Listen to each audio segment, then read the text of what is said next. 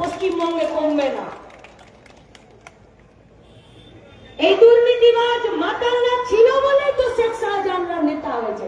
কি হয়েছে তো এই মাতাল দুর্নীতিবাজরা রয়েছে, আর এই খাকি উর্দিগুলো ওদেরকে দেখে স্যালুট করে আর গর্তে ঢুকে যায় বলেই তো শওকত মোল্লারা নেতা হয়েছে। লোকে বলবে নেতারা বলছিল যে বিড়ি খাবার পয়সা ছিল না, এখন গাড়ি কিনেছে। আগে ছিচকে চোর ছিল, এখন নেতা হয়ে গেছে, পুলিশের চেয়ারও বসে যাচ্ছে এলাকা জুড়ে। কেউ কারো মাথায় ছাতা ধরবে না। আমার পেটের ভাতের লড়াই, আমার হাতের কাজের লড়াই, আমার মাথায় আবাস যোজনার ঘরের ছাদের লড়াই অন্য কেউ এসে লড়ে দেবে না, যদি না আমরা আমাদের বুথে এই লড়াইটা করতে পারি।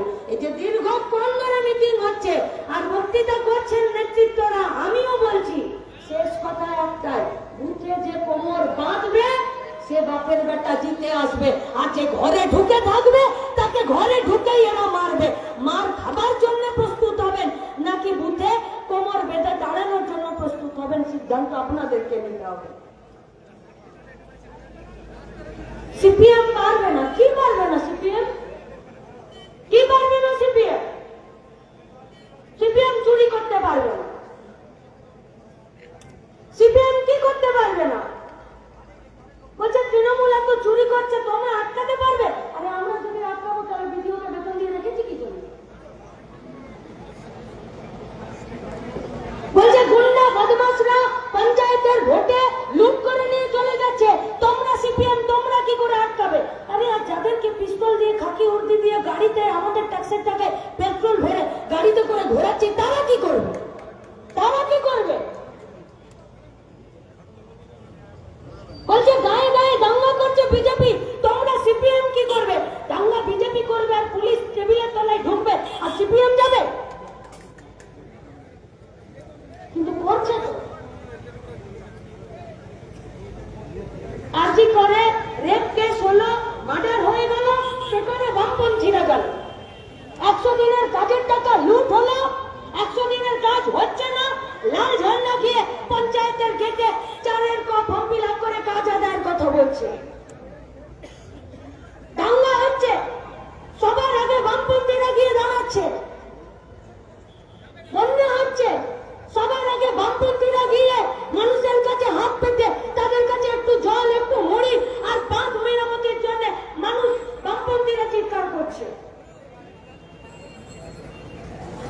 বামপন্থীরা নেতৃত্ব দেবে। আগে যদি মাথা ফাটাতেই হয় ফাটবে লাল ঝান্ডার নেতাদের মাথা, কোনো চিন্তা নেই। খুন যদি হতেই হয়, শহীদ যদি হতেই হয়, আর হচ্ছে তো লাল ঝান্ডার নেতৃত্বরা, কর্মীরা, সমর্থকরা। জেল কারও যাচ্ছে। আজ 15টা বছর, তার আগের আরো 7টা বছর ধরে যারা লাল ঝান্ডার পার্টিতে আছে, যারা বামপন্থীরা আছে, যারা ছাত্র যুবরা আছে, তারাও তো জেল যাচ্ছে। ঘর ছাড়া কারা হচ্ছে? 100 দিনের কাজের টাকাতে কাদের নাম কেটে যাচ্ছে? আবাস যোজনার ঘরের তালিকাতে কাদের নাম কেটে যাচ্ছে? সামনের সারিতে দাঁড়িয়ে লড়াই করছে তো। এবার প্রশ্ন করুন না সবাই মিলে, তৃণমূল চুরি করছে, বিজেপি দাঙ্গা লাগাচ্ছে, সরকার কি করছে? সরকার জামাই আদর করে তাদেরকে বসিয়ে রেখেছে। এই গোটা পশ্চিমবঙ্গ 4টা জিনিসে চলছে। মদের টাকায় বাইরের রাজ্যে, আমাদের রাজ্যে ছেলেপুলেরা পড়ে আছে, তারা পরিযায়ী শ্রমিক হয়ে সেই রাজ্যে বদল খাটাচ্ছে। বদল খাটিয়ে যদি 12,000 টাকা ইনকাম করছে, 5,000 টাকা নিজে সেই রাজ্যে খাবার জন্য, ওষুধ কেনার জন্য, বাড়িতে ভাড়া দেবার জন্য, বাড়ি ফিরে আসার টিকিটের টাকা বাঁচিয়ে বাকি 7,000 টাকা তো হিঙ্গলগঞ্জে পাঠিয়ে দিচ্ছে। কি পাঠাচ্ছে তো? পরিযায়ী শ্রমিকরা বাইরের রাজ্যে যে টাকা ইনকাম করছে তার আধা টাকা হিঙ্গলগঞ্জে পরিবারে না পাঠালে হিঙ্গলগঞ্জের পড়ার মোড়ের দোকানগুলোতে লাইটগুলো জ্বলতো লাইট। হিঙ্গলগঞ্জের পরিযায়ী শ্রমিকের বাড়িতে বাপের হাতে বইয়ের হাতে টাকা না থাকলে হিঙ্গলগঞ্জের মোড়ের, এই এখানকার মোড়ের মুদির দোকানের চাল আটা তেল বিকত, ইলেকট্রিক অফিসের বিল দেওয়া হতো, ঘরে যে কেবলের কানেকশনটা প্রতি মাসে পয়সা দিচ্ছে ওষুধের দোকানের বিল মেটাতে পারতেন? স্কুল কলেজের বাচ্চা টিউশনের বেতন সেটা মেটাতে পারতেন না? তাহলে পশ্চিমবঙ্গের বেকার ছেলে মেয়েরা বাইরের রাজ্যে ইনকাম করছে, আর পশ্চিমবঙ্গের দোকানগুলো, হাটগুলো, বাজারগুলো চলছে, আর সেখান থেকে সরকারের ঘরে ট্যাক্সের টাকা যাচ্ছে, আর সেই টাকার থেকে গুন্ডাদেরকে পুষছে। দায়ী দায়িত্ব নেই পরিযায়ী শ্রমিক। আর কিসে চলছে পশ্চিমবঙ্গ? এই টোটোদের জন্য। একদিন স্কুলে ভর্তি হয়েছিল, স্কুলের দিদিমণিরা মাস্টারমশাইরা জিজ্ঞেস করেছিল যে কি হতে চাস রে বড়তে? তো বলেছিল দিদিমণি আমি পুলিশ হব। তুই কি হতে চাস? বললো দিদিমণি আমি মাস্টার হব। বললো তুই? বললো আমি উকিল হব। বড় হয়েছে, স্কুল পাস করেছে, কলেজ পাস করেছে, দিয়ে হিঙ্গলগঞ্জের মোড়ের মাথাতে 3 বন্ধু, যার মাস্টার হওয়ার ইচ্ছে ছিল, যার উকিল হওয়ার ইচ্ছে ছিল, যার পুলিশ হওয়ার ইচ্ছে ছিল, 3 জনাতেই লাল নীল সাদা 3টে টোটো কিনে কে চাপবে আর কে চাপাবে তার জন্য কম্পিটিশন হচ্ছে। তোর গাড়িটা আগে ছাড়বে না, আমার গাড়িটা পরে ছাড়বে। পশ্চিমবঙ্গের অর্থনীতি চলছে। টাকা কোথায় যাচ্ছে? আমাদের হেলথ সেন্টারে না। টাকা কোথায় যাচ্ছে? আমাদের আইসিডিএস এ না। টাকা কোথায় যাচ্ছে? আমাদের স্কুল কলেজে না। বলেছেন কমরেড পলাশ দাস, কমরেড আবাস রায়চৌধুরী, কমরেড ঝন্টু মজুমদার। আমি কোনো কথার পুনরাবৃত্তি করছি না, কারণ এখন আমাদের কাজ কথা কম আর কাজ বেশি করতে হবে। আর তাই শুধুমাত্র আমাদেরকে এখানে দাঁড়িয়ে বললে হবে না, এবারে বুথে দাঁড়িয়ে প্রতিরোধের জন্য কোমরে আঁচল বেঁধে, মাথায় ভেট্টি বেঁধে একদম বাপের বেটার মতন দাঁড়াতে হবে। আর যারা চোখ ছাচল তাদেরকে পাড়া ছড়া করতে হবে। আর যারা এদের মাথাতে ছাতা ধরছে তাদেরকেও দরকার পড়লে নিজেদের অফিস আদালত থেকে বের করতে হবে। নেই তোর এলাকাতে করছে না লোক?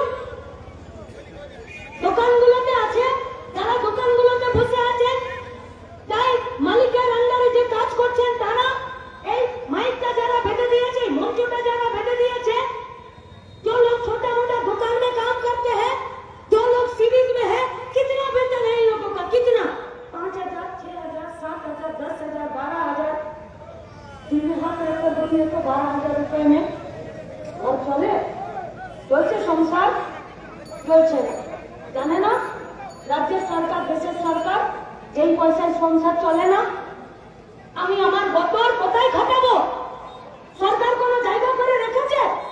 কমরেড আবাস রায়চৌধুরী বলছেন যে মূল কথা হলো কাজ। কাজ কাজ কে দেবে? কাজ কেন মূল কথা? আমার যা বয়স, আমার যা গতন, আমি যা পরিশ্রম করতে পারি, আমি যা মাথা খাটাতে পারি, সেখানে সরকার যদি আমার কাজের ব্যবস্থা না করে, আর সরকার যদি আমার কাজের দামের ব্যবস্থা না করে, আমাকে তো হাতে আমার গতন বিক্রি করতে যেতে হবেই।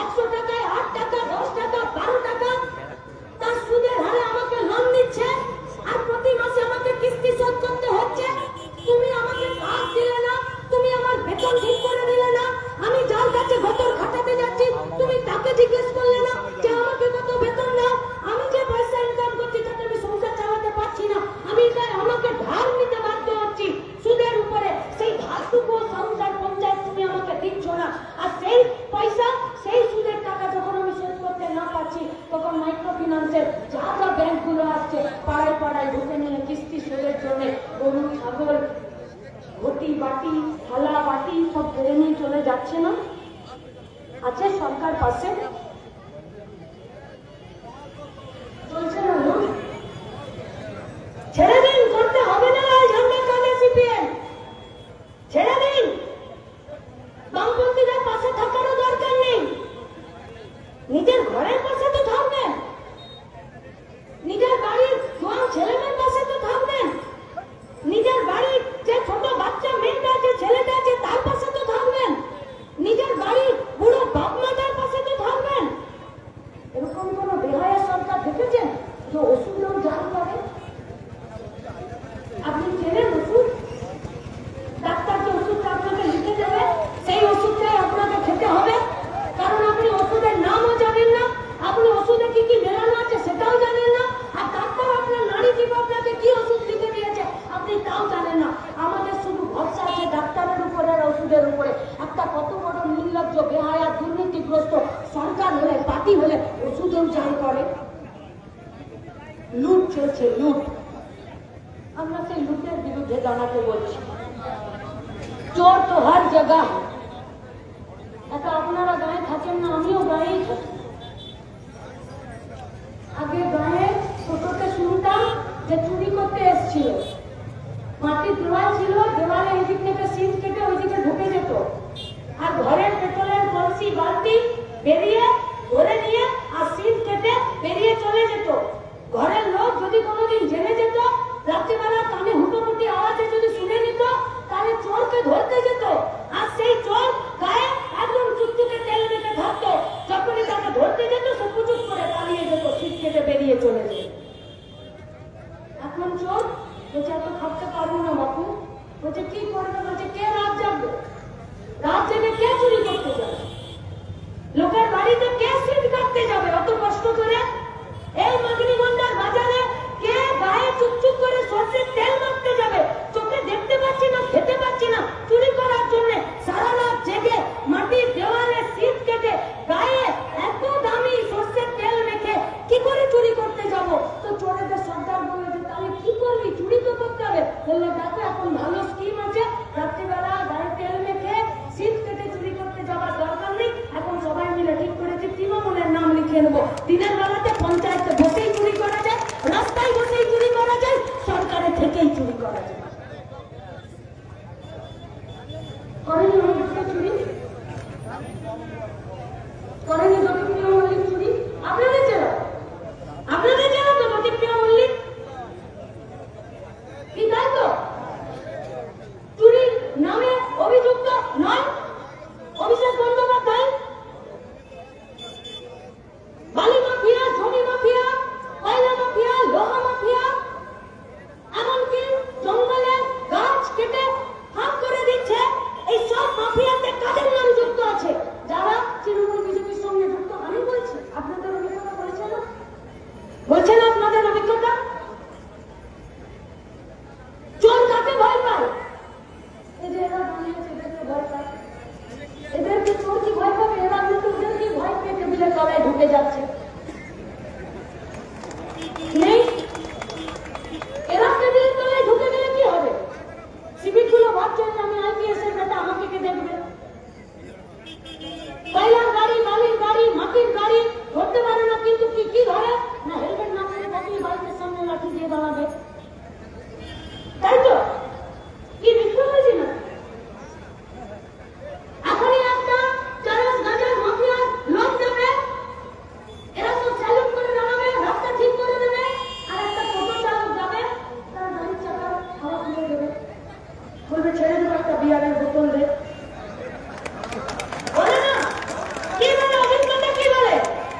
অভিজ্ঞতা কি? এরা নিজেদেরকে কি মনে করে? কি মনে করে?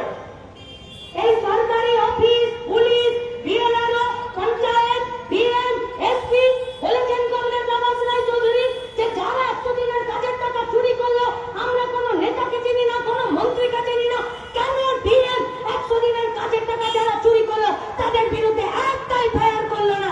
আর আমরা বলতে চাইছি ডিএম কে বাদ দিয়ে দিন। শুভেন্দু কোথায় লুকিয়ে যায় যখন 100 দিনের কাজের টাকা চুরি হয়ে যায়? তখন পঞ্চায়েতের চুরি চোর নেতাগুলোর বিরুদ্ধে একটাই ফায়ার করতে যায় না। তাহলে চুরি তখনই সম্ভব চুরিকে হতে সাহায্য করে। চুরি তখনই সম্ভব যখন সরকারি অফিসের লোকজন চুরির খাতাকে ক্লিনচিট দেয়। সরকারি পয়সা, আমাদের ট্যাক্সের টাকা তখনই চুরি হতে পারে, মানুষের সম্পদ, সেটা গাছ হতে পারে, জঙ্গলের মাটির নিচের কয়লা হতে পারে, নদীর বালি হতে পারে, মাটি হতে পারে, তখনই চুরি হতে পারে যখন সরকার চুরি করতে সাহায্য করে প্রশাসন। তাহলে আমাদের লড়াইটা চুরির বিরুদ্ধে, আমাদের লড়াইটা যারা চুরিকে সাপোর্ট করছে তাদের বিরুদ্ধে। গোবরের পোকা বলে একটা পোকা আছে, যখন শুনেছেন? হ্যাঁ, গোবরের পোকাকে দেখেছেন? এমনি যখন সোজা থাকে তখন ফটফট ফটফট করে, উল্টে দিলে তখন হাত পা ছড়িয়ে আর বেরোতে পারে। দেখেছেন গোবরের পোকা? দেখেছেন কি গো মায়েরা, দেখেছ? গোবরের পোকা তো পোকা নাকি? মৌমাছি তো পোকা। মধু খেয়েছিস? আপনাদের এখানে সব মধু নিয়ে আসে নাকি? মধু নিয়ে আসে, মৌমাছিরা মধু জমায়। মৌমাছি গোবরের পোকাকে বলেছে যে মধু খেয়েছিস, মধু খাওয়া। মৌমাছি গোবরের পোকাকে বলেছে যে কালকে আসবি, কালকে বলে তোকে মধু খাওয়া। এই গোবরের পোকাকে এক চামচ মধু দিয়েছে মৌমাছি, বলছে কেমন লাগলো বল? কিছু বুঝতেই পারছি না। সে কি মধু স্বাদ পেলি না? বলছে না। ওটা ঠিক আছে, আরো এক চামচ দিয়ে এবার একটু বেশি করেই মধু দিয়েছে। বলছে এবার কিছুই তো বুঝতে পারছি না। বলছে করে মুখটা খোল দেখি, হাঁ কর। যখন হাঁ করেছে তখন একটু মুখের ভিতরে এক লাদা পড়ে গেছে। দেখো তোর মুখে এক লাদা গোবর, তো গোবরের করে তুই মধুর সব কি করে বুঝবি? যা গোবরটা ফেলে আয়, ভালো করে মুখে জল দিয়ে কুলকুচু করে আয়। মুখে কুলকুচু করে জল দিয়ে এসেছে, তারপরে মৌমাছি বলছে নে এক চামচ মধু খা। তারপরে যখন গোবরের পোকা মুখে মধু নিয়েছে তখন বলছে বাহ, এটা খুব সুন্দর স্বাদ রে। বলছে তোর গোবর? বলছে আর বলিস না, বাজে স্বাদ। পঞ্চায়েতের অফিস, বিএমএর অফিস, পুলিশ, সিভিক, স্বাস্থ্য কেন্দ্র, বিএম, এসপি, সরকারি লোকজনরা তৃণমূল আর বিজেপির টাকাতে মুখ করে আছে। এরা দুর্নীতি ছাড়া সততার মধুর স্বাদ জানে না। তাই এদের মুখ থেকে আজকে গোবরটাকে বের করাতে হবে। তারপরে এদেরকে গরিব, খেটে খাওয়া মেহনতি মানুষে তাদের লড়াইয়ে বামপন্থীদের লাল ঝান্ডা